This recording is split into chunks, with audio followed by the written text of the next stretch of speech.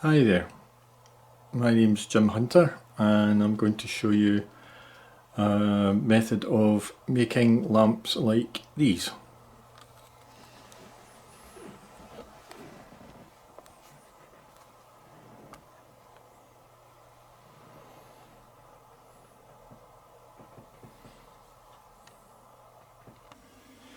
There are a few stages that you have to go through to get from here,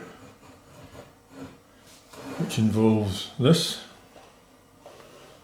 It's probably the best part of the whole process. Once this is empty, you can clean it out and take the labels off. And using this machine here, we can get to this stage, where the bottle has been cut.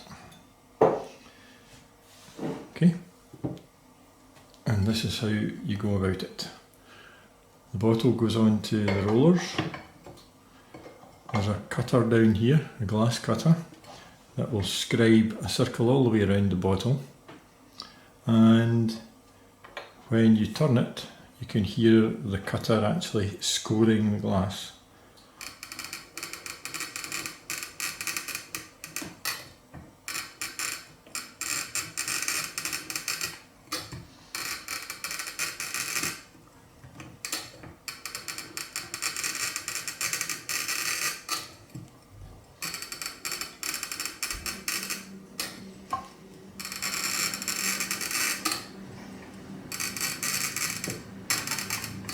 You can see the scored line starting to come round.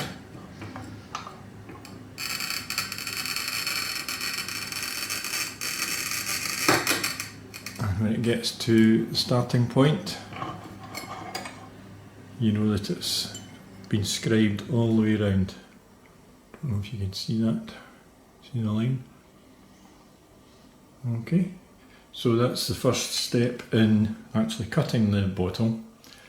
And now I'll show you how you separate the two parts. Now that the bottle's been scored, we have to use these rubber O-rings, and the reason for using them is to allow us to concentrate the heat from boiling water into the area around the score. And if you look at that, you try and get the rings as close to the score line as you can, leaving a gap so that you can pour hot water from a kettle between the two O-rings. So there's the score in the middle between the two rings.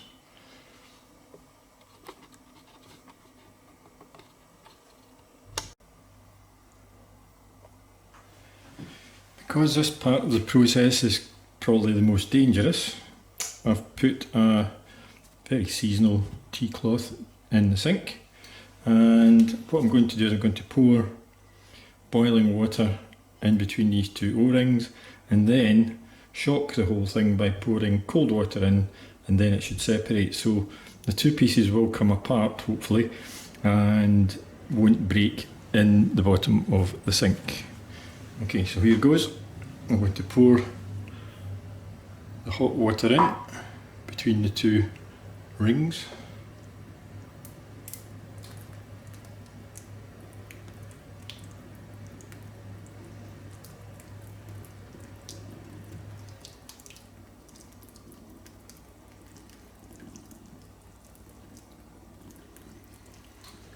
And then pour cold water in between. I don't know if you can still see that. I'm going to pour cold water in between with it fairly low down so that it doesn't fall too far.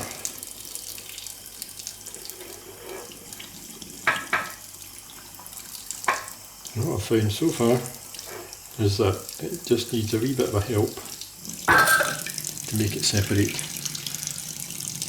Just a wee dent, and there's 2 pieces.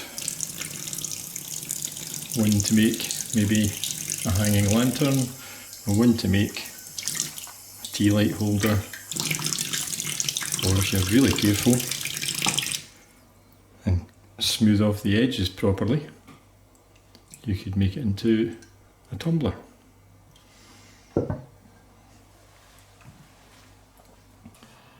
After the bottles have been cut, if you want to make the edges a bit less sharp for safety reasons, you can rub the edges on sandpaper.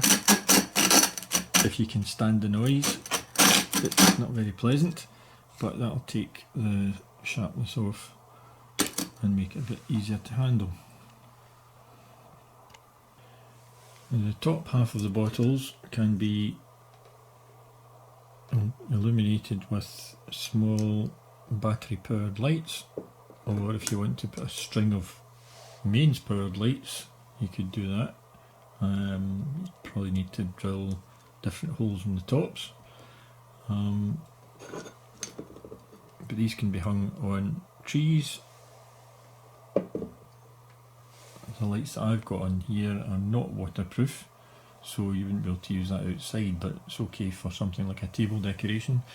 This one is a clear glass one, and they're much brighter. The green ones are a bit dull, but that can be hung in a tree or decoration. And the bottom half could be used as a tea light holder. Now when you do that with a wine bottle, with this one it's okay because it's flat, so you could probably put a tea light straight in there. But with a wine bottle, because the base is usually raised in the middle, especially red wine bottles, you can't put a tea light straight in there, but you can sort of fix that by putting sand in to the bottom of the, it looks like a beaker now, so that works quite well.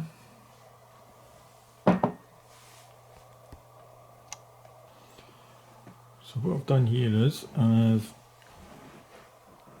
got a branch that I saved from a beech tree that I was cutting down, and I've taken all the smaller bits and pieces off it, and I've actually set it into a block of scrap wood,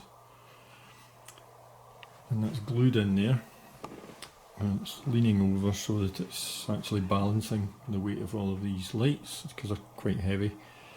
I've got the small battery lights inside the cup bottles, and that's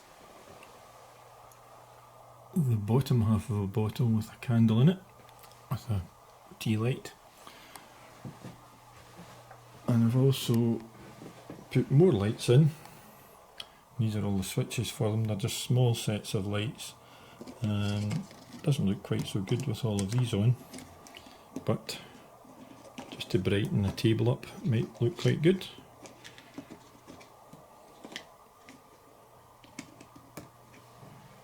And the last one is up here. So maybe an alternative to a Christmas tree, I don't know. That looks okay.